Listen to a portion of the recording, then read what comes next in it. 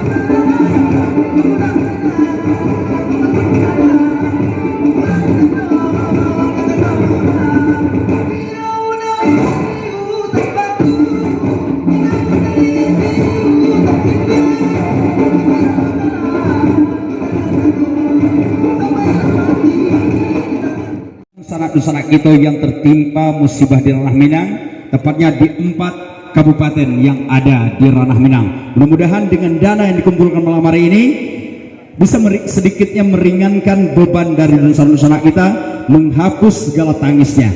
Dan untuk itu kita lanjut nanti dengan sumbangan berikutnya atau donasi berikutnya dari sanak kami. 10 nama nanti kita bacakan kembali, dan setelah itu kami persilahkan.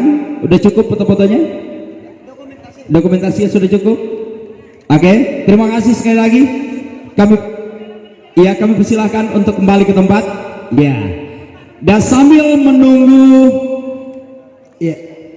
Bapak Ibu atau Ika-Ika yang lain memberikan donasinya, kembali satu persembahan Eri Mendayo. Ya, dari Anjungan Bengkulu.